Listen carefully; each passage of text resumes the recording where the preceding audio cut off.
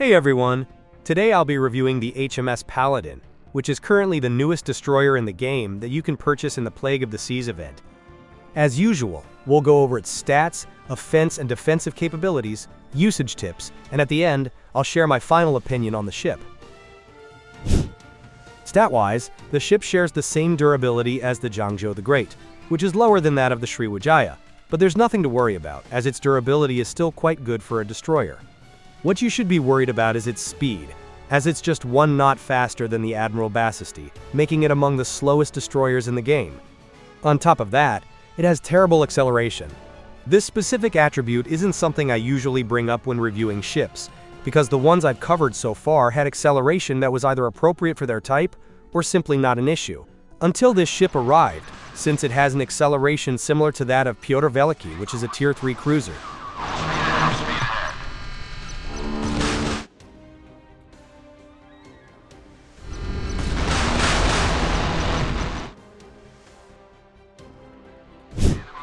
For comparison, take a look at how quickly other ships can accelerate.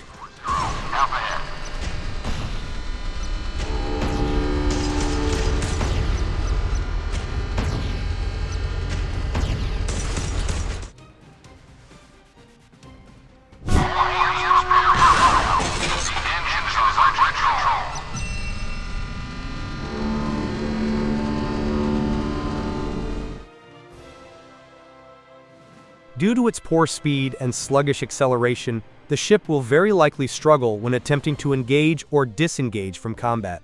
However, it's not entirely poor in terms of mobility, thanks to its good maneuverability. In fact, it handles slightly better than the Sriwijaya, despite what its maneuverability stat suggests on paper.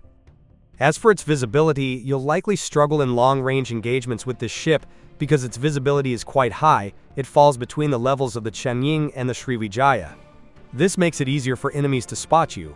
On top of that, it has a high movement penalty and a low view range, both of which further hinder its effectiveness at long range. Considering these factors, I think it's safe to say that this ship will struggle more in long-range engagements than the Sriwijaya. Firepower-wise, it's great, and it's mainly because of its missiles, as it carries 5 customizable missile launchers, which is a lot, and impressive since you could seriously threaten a battleship with that many launchers. It's also somewhat unique at the moment, as it's one of only 3 destroyers in the game with this many missile launchers, the 2 being the Zamwalt and Ashigara. As for its other weapons, the ship is equipped with 2 locked cannons. These cannons deal more damage than those on the Sriwijaya, but they're somewhat disappointing because they share the same reload time as the Den Shogun while delivering less damage. They do have greater projectile speed, but it doesn't make a significant difference. In addition to the cannons, the ship is also equipped with 2 grenade launchers and 4 autocannons, all of which are customizable. With all of these weapons, the ship can deliver a level of firepower that surpasses even some of the more powerful destroyers in the game. Just take a look at its burst damage output compared to theirs.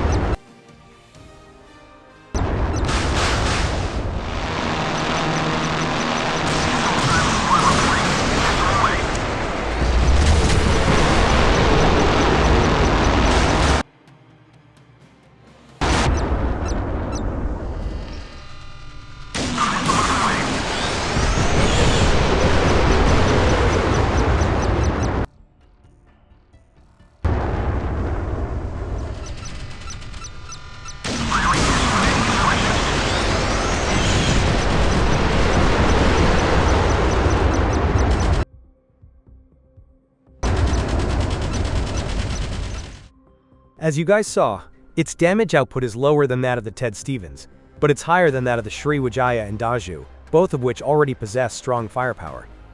While its firepower is great, it's important to remember that it may not deal damage quickly or consistently, because most of its firepower comes from missiles, which are inefficient weapons since they can be intercepted or flared.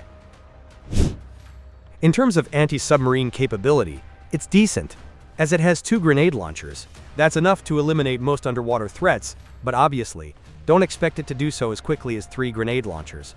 As for its anti-air capability, it's pretty strong, as it has 7 air defenses. 2 are locked onto the ship, and the rest are customizable. The two locked air defenses are variants of the anti-air missile used on the HMS Type 83, and they're much better, as they have more power and slightly greater range.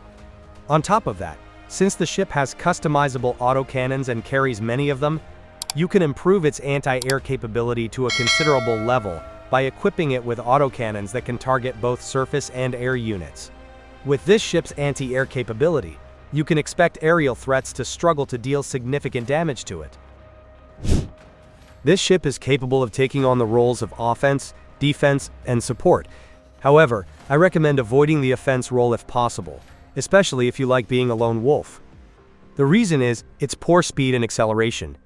If the fight isn't in your favor and you decide to run away from it, you can't do so quickly with this ship because of those two drawbacks.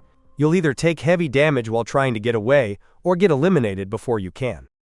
As for its effective range, it is capable of engaging in close range and mid-range combat, but it performs poorly in long-range combat due to its high visibility and mobility issues. The high visibility increases the chances of enemies spotting and attacking you first, and if that happens, its poor speed and acceleration can make it hard to escape, which could leave you badly damaged or even eliminated. Even if your team has an aircraft carrier that will maintain the visibility on enemy targets, I still wouldn't recommend engaging in long range, because you'll still have to deal with the ship's mobility issue. Also, no matter what kind of engagement you're in or what role you're taking on, make sure to take advantage of Paladin's camera height as much as possible. The ship has high camera height, which allows you to lock onto targets even when they're behind obstacles, as long as the obstacle is short enough for the camera to see the center of the enemy ship. This advantage can greatly help you win the battle, as it can break the deadlock that often happens when both teams stay behind cover, waiting for the other to make the first attack. Here is my build for HMS Paladin if you guys are interested in it. I basically used the nuclear bait build, which includes a nuclear missile paired with a bait weapon, which can be either a missile with a fast reload time, a missile that fires multiple rounds per shot, or a grenade launcher with guided ammunition. My build uses two bait weapons. One is a missile that fires multiple rounds per shot, and the other is a grenade launcher with guided ammunition. The purpose is simply to increase the chances of my nuclear missile hitting the enemy. If you don't have the DF-12, I recommend using the nuclear version of the P-500 Basalt. You could also use the Bulava, but you'll have to deal with its long reload time. If you don't have the MLRS, I recommend using the SR-5. However, if you can get the MLRS, I highly recommend it, because it deals good damage and is capable of targeting both surface and underwater ships. Here are the advantages and disadvantages of the ship.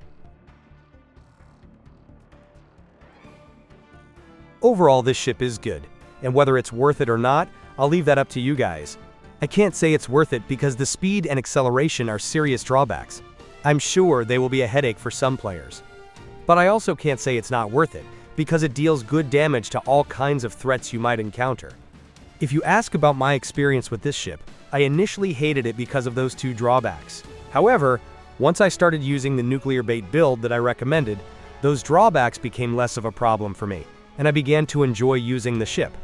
I'm guessing it has to do with the grenade launcher I used, because back when I hated using the ship, I was using different kinds of missiles and unguided grenade launcher. It was only after I switched to a grenade launcher with guided ammunition that I began to enjoy it. Perhaps the ship is meant to be used with the missile spam build or the nuclear bait build, or maybe I'm just terrible with it when equipped with a grenade launcher that uses unguided ammunition. However, that's just my experience, so take it with a grain of salt. Now, I'll leave you guys a video of the gameplay of the ship for you guys to see how it performs in battle, and that'll be it for today's video. Hopefully you guys like it, and if you all did, please leave a like and subscribe to support me. Thank you so much for watching.